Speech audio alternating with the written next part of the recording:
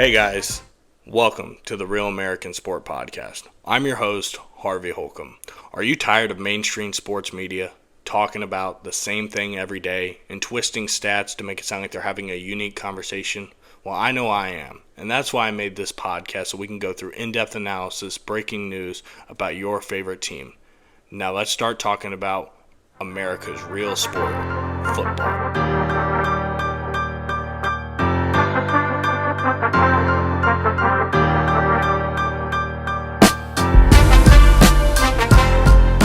Hey guys, welcome to the first episode of the Real American Sport Podcast. I'm Harvey, and I can't wait to talk football with all of you. Just a little about me though first. I'm a 25-year-old guy. I've been watching football my whole life. I grew up playing soccer and basketball, but I've always had a true love for football. I'm a lifelong Giants fan. I'm wearing a Bucs jersey. I know that's weird. We'll get to that in a minute. I'm a lifelong Giants fan. I bleed Big Blue. I love Big Blue. I'll never stop rooting for Big Blue, no matter how bad they can be. But I love football, way outside of the Giants. I love football. I love preseason, regular season, off-season, draft season. I love all of it. Every little bit. I love the stories. I love the crap. I love all of it. Minor contract details even are fun for me. But I'm done. I don't like talking about me. I really just want to talk about football. And let's talk about that. The thing that we all love, the reason why you guys are on here for the Real American Sport, football. For the first topic, we're going to talk about just a season recap. I'm calling it the good, the bad, and the ugly. I know it's cliche. But hey, it kind of describes what this season was. There was some good, there was a lot of ugly, and there was some bad there. You know, it's a good way to say it. There's no real fun way to say it that would be accurate. But let's start with the good. Kansas City winning back-to-back Super Bowls when this year was supposed to be poor. I mean, you look at the first game of the season, Kadarius Toney with his drops, they lose to the Lions. You know, you have a lot of the issues going on, the Chris Jones situation.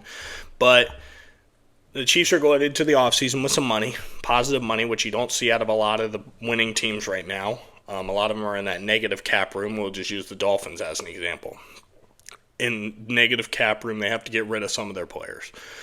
You know, but the Chiefs, they're doing well. The Mahomes contract is great for them. You know, it seemed like a lot at the time, but I think now he's like the seventh highest paid quarterback in the league. So it's nothing too crazy, and I think he's the best quarterback in the league. Improving the wide receiver room is the biggest concern, which I think that will be pretty simple. There's a lot of big wide receiver free agents going into the market. You know, you talk guys like Mike Evans. They're joining the market. T. Higgins could be in there. I do think he's going to get franchise tagged. But the draft is also huge. I have maybe 4 or 5 guys I see as wide receiver ones in the NFL. You know, and they don't even have to be first-round picks. A guy like Xavier Worthy out of Texas, I see him as a wide receiver 1. He's going early second. We'll have a mock draft video coming out at one point, but right now we're just going to focus on what the season recap is. But I am excited to kind of start breaking down things with you. The other question is, are they a dynasty? I call them a dynasty.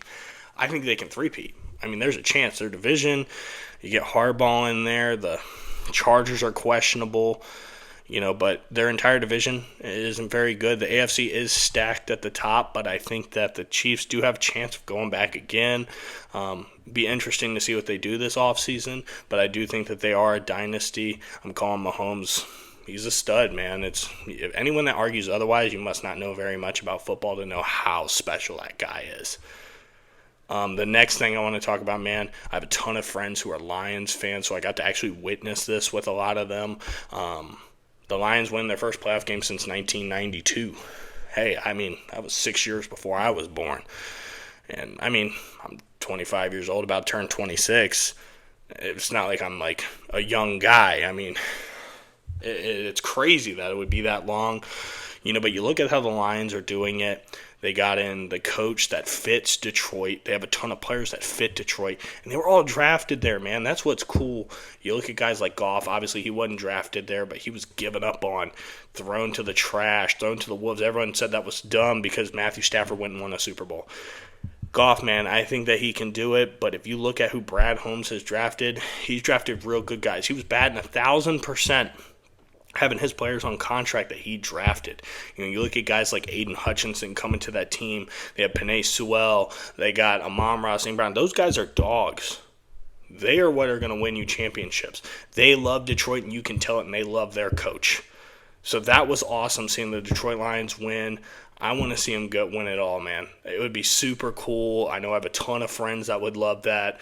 I bet you right now, listening to this, they are all excited about thinking about the Lions winning the Super Bowl. The next one we're going to talk about is the Buccaneers. Baker Mayfield and their surprising playoff berth. Now, all right, now I can finally kind of say why I'm wearing the jersey. First of all, I hate Brady, so I hate that I have to wear this.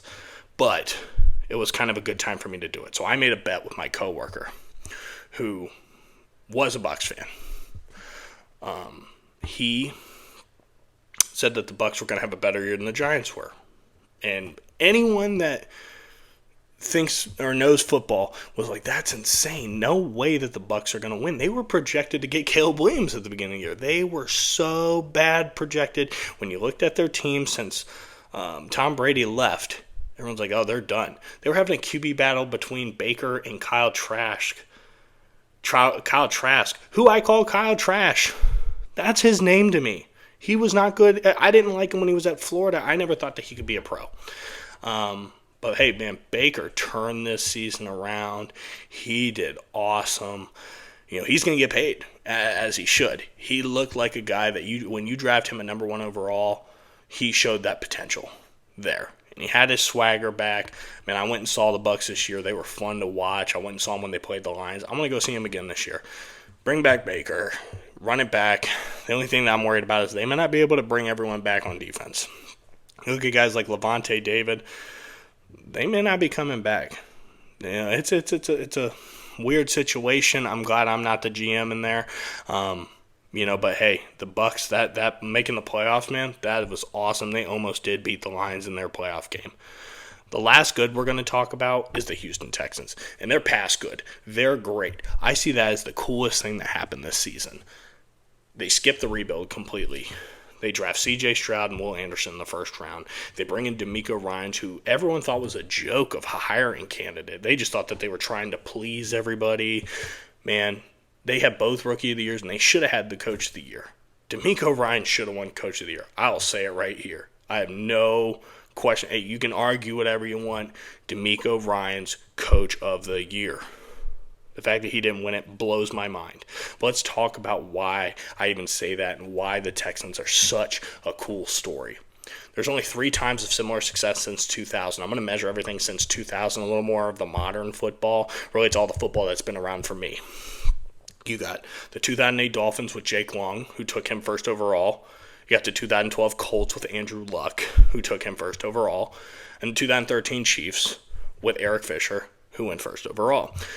Now, all of those teams lost in the wild card. The Texans didn't. They not only won their wild card game, they destroyed in their wild card game. So they went from second overall pick to winning a wild card game. That is a win. Then, if you look at rookie QBs to win a playoff game since 2000, you're in a very small grouping. You have Aaron Brooks in 2000. You have Ben Roethlisberger, future Hall of Famer Ben Roethlisberger in 2004. You have Joe Flacco, who won a freaking Super Bowl in 2008. You have Mark Sanchez, who everyone saw as the future. The Jets just destroyed everybody. But Sanchez won a playoff game. You have T.J. Yates with the Texans. You have Russell Wilson, who's a future Hall of Famer in 2012. Did it with the Legion of Boom. And then you have Brock Purdy last year, who obviously was Mr. Irrelevant. And then we have C.J. Stroud. C.J. Stroud blew my mind away. And I was not a C.J. Stroud defender back then. I am now. He is legit. Let's keep him going. Let's keep seeing what he can do. Texans have a ton of money this offseason. Spend it. Go get guys like Chris Jones if they hit the market. You want to make your young guys win a Super Bowl while he is cheap. But I'm putting that as all the good for now. We're going to go slightly more to the bad. We're going to talk about the play of Deshaun Watson. The Browns should be in the good, but Deshaun Watson makes it so that they're not in the good. Deshaun Watson's 8-4 as a starter. So, I mean, that looks good. I mean, 8-4 is like, hey, to like bad teams, they're like, I would take that. But if you look at it, he has 2,217 passing yards, 14 touchdowns, 9 interceptions in his time while he's been in Cleveland. His lowest quarterback rating in Houston the whole season was 98. That was his worst season. In Cleveland, he's had a 42.9 quarterback rating, less than half of what he was doing with Houston. And he has a better team in Cleveland than he had in Houston. I don't know what happened to him, man. That year off from football shouldn't have changed it that much. I'm not a defender of his character. I don't really care about that part. I more care about the football. What is happening with Deshaun Watson? And the worst part is this one of the worst trades in NFL history? You look at that trade, the Browns get Deshaun Watson, who then they fully guaranteed a $230 million deal with, and a 6th-round pick. Where the Texans received the 2022 first, which is Kenyon Green, their guard. Used the pick that they were given, but it was a 2023 first pick. They traded up to go get Will Anderson. They have a 2024 first, a 2023 third, which turned into Tank Dell, who was their number 2 receiver this year before he got hurt, and a 2024 fifth. This trade is winning for the Texans 10 out of 10. It's one of the worst trades I've ever seen. Hopefully Deshaun Watson can turn it around. Maybe another year of being in a system, he can start turning it around. But for now, man, this looks terrible. It's almost in the ugly category. The Browns themselves took them out of the ugly and put them in the bad because the Browns played really well. You had Joe Flacco, and Joe Flacco has no future. He great comeback player. Deshaun Watson got to be better for the Browns to feel anything. Another bad thing, man, was the injuries that happened to the starting quarterbacks this year. Who wants to watch football without stars? I mean, it was fun watching the Tommy DeVito situation. I don't want to watch Tommy DeVito. I don't want to watch Jake Browning. I want to watch Joe Burrow. I want to watch Justin Herbert. I want to watch Kirk Cousins. Those are the guys I want to watch. Too bad all of those guys got hurt. You look at 22% of starting quarterbacks had season-ending injuries this year. Justin Herbert, Joe Burrow, Deshaun Watson, Daniel Jones, Kirk Cousins, Anthony Richardson, and Aaron Rodgers. And that Aaron Rodgers one sucked because everyone, whether you love him or hate him, wanted to see what he was going to do with the Jets, if he could bring the Jets to relevancy. And I totally think he could have. And I still do coming into next year. Another one that, I'm going to consider bad is the Giants situation. So you start out the season by playing Dallas, and you just get blown out. But then Daniel Jones played terrible the whole time that he was out there. You had good situations, like the defense started to play good from week 6 to week 8. And then they traded Leonard Williams, which was a great trade in my opinion. You get a 2nd-round pick for a guy you probably weren't going to re-sign. 30-year-old guy. Get a 2nd-round pick. You got a 5th-round pick as well with that. But the defense kind of fell off after that. You had the Tommy DeVito stuff, and that was fun. He's not the answer at quarterback, though. Anyone that truly thinks that didn't watch Tommy DeVito. Tommy DeVito couldn't even hit the small slants that are wide open. You have to hit those. He was exciting. I'm glad that he's the backup. He's fun. But, man, Daniel Jones just got to look better, and he's going to get replaced. If it's not this year, it's next year. I think he's going to be the week 1 starter for the Giants, even if they draft a quarterback. But I don't know if he's going to be the end-of-year starter, even if he, obviously if he gets hurt or something, that's a different situation. But I think he gets benched. The Saquon Barkley offseason drama, the Xavier McKinney offseason drama. Man, let Saquon go. I love Saquon. I want to see him go win. I do. I want to see him go win. I want to have him go to Baltimore. I want to see him go to Miami. Go to a team where they're going to utilize you well and go win a championship. It was kind of how I felt about Christian McCaffrey. Like Christian McCaffrey go. Obviously, we see him with the 49ers now. He just went to the Super Bowl. I kind of want a similar situation for Saquon because I think Saquon's such a good guy. He was unbelievably talented when he was at the beginning. He's obviously had a bit of injuries, and then the Giants' offensive line is terrible. But really, the bad thing is this Wink Martindale drama that happened. Wink Martindale, the defensive coordinator for the Giants, popped off, hated Daboll. And Kafka hated Daboll too. Daboll supposedly MFing people constantly. Man, that got to stop. As a former athlete, as a man, you can MF me once or twice, but if you're constantly MFing me and questioning me and telling me I'm not good enough, you keep MFing me, I'm going to MF you back. Type of deal. But that situation kind of solved itself out. Martindale went to Michigan, but that's part of the bad. And the last bit of bad that I almost put in ugly for how bad it was is that Eagles situation, man. They started off 10-1. It's only happened 3 times since 1960, really, since a collapse like this has happened. The last one was the 2020 Steelers. Excuse me. They started 11-0. And lost 4 of their last 5 games. What happened to the Eagles? I'll tell you what I think happened. I think 2 things happened. First of all, I think the team stopped believing in Nick Sirianni. They decided to fire the defensive coordinator Sean Desai midway through the season when they were looking at 10-2, 10-3. But really what happened was the defense stopped getting sacks. What made the Eagles so good last year was the sacks. They had 16 sacks from their edge rushers. I'm talking primarily edge rushers here. 16 sacks in the first 9 games. And that's good. I mean, that's part of why you go 10-1. But then in the last 8 games, you only had 4.5, which in the last 4 you actually had 0. Both the D-tackles, the young D-tackles, Jordan Davis and Jalen Carter, really did nothing by the end of the year. I mean, Jalen Carter was seen as like the favorite for defensive rookie of the year, diving through the center's legs to go catch the ball. I mean, that's something that it's like almost like a movie of how cool that is. I don't know why he ever thought of that. That was very cool, though. It would have been cool if he got it. But man, the Eagles, first of all, couldn't get sacks, and they couldn't stop the run. In the last 8 games, they allowed over 100 yards each game. And 2 of those were against the Giants, who were known for having a bad rushing offense because of how bad their O-line was. And that should just show how bad the Eagles' defense was playing there at the end. We're going to go to the ugly now. Man, there's some ugly. First, we're going to talk about Broncos and Russell Wilson. That is maybe the ugliest situation. Russell Wilson's going to get cut this offseason, and it's going to be an $89 million cap cut.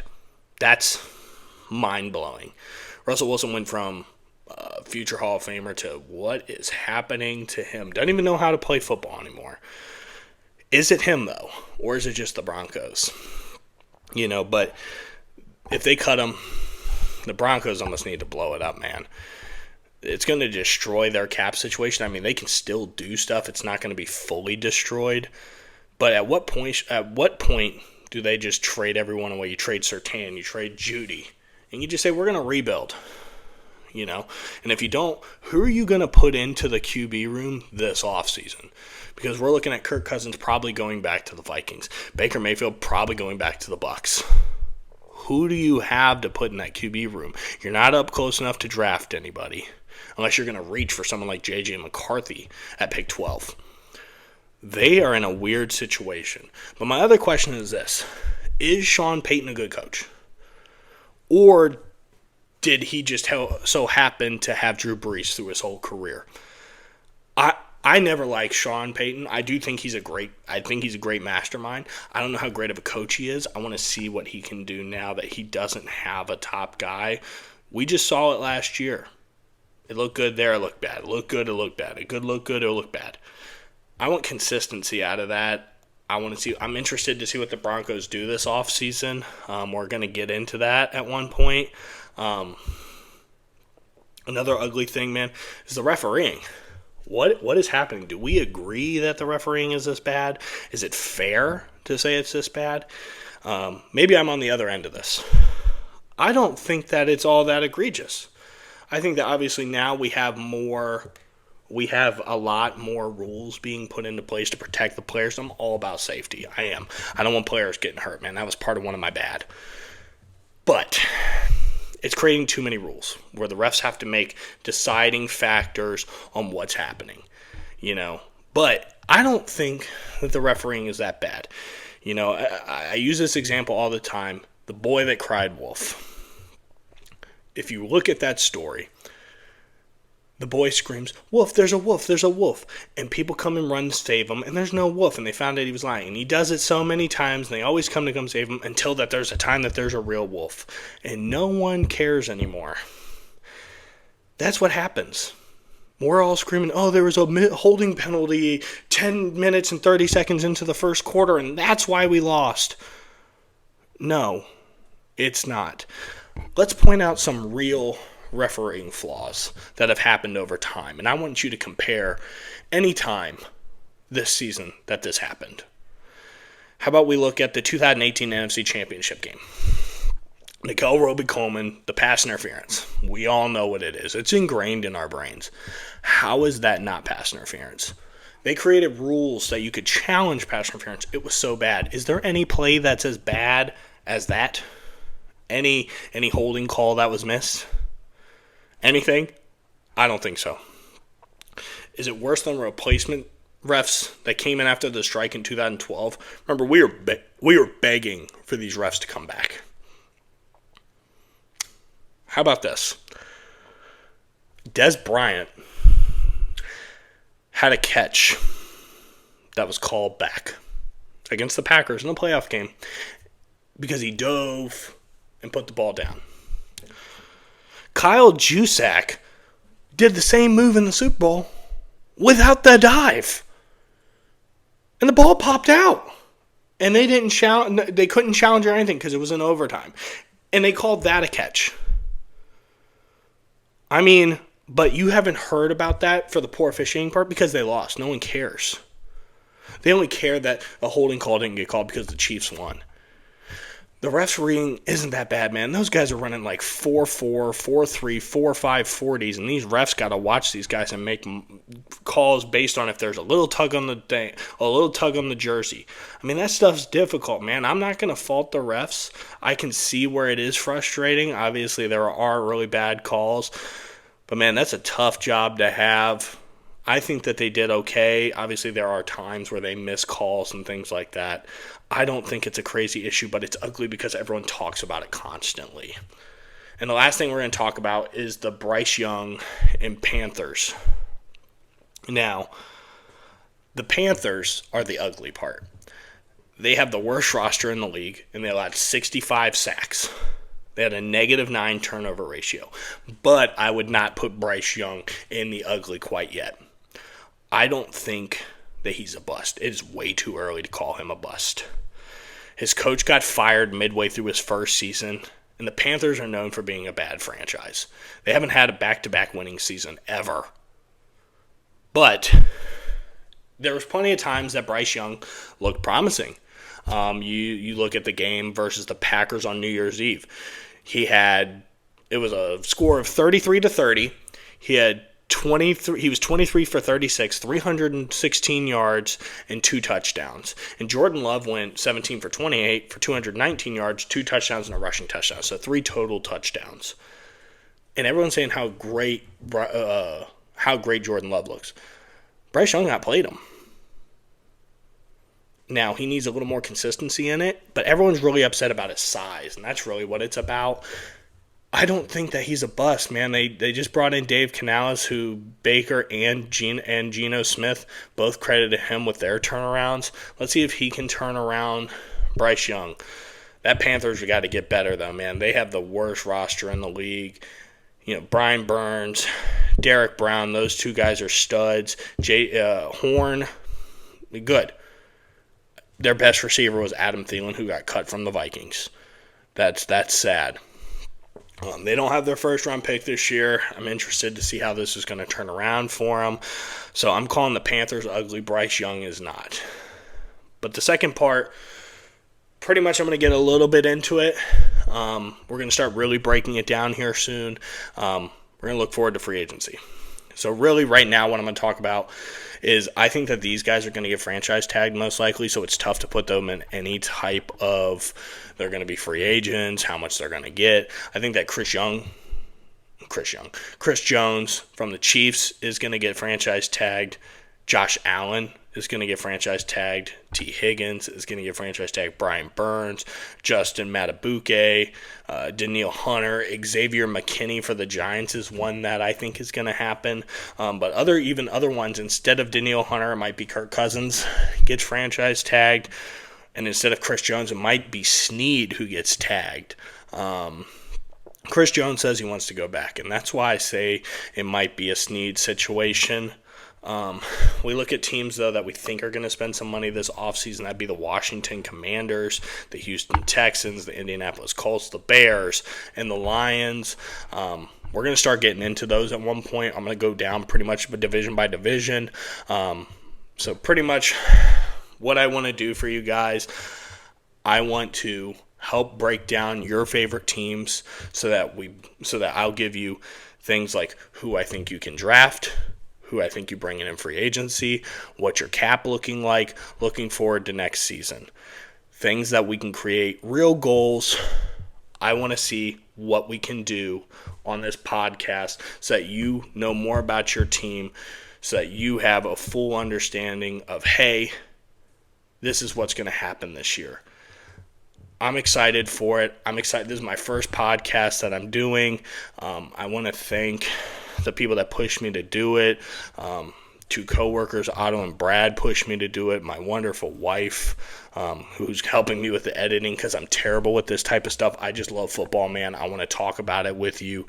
Please join me in this journey of learning football, doing football, and seeing it all go as we go. Right now is the time. We are going to go. We're going to look at cool things.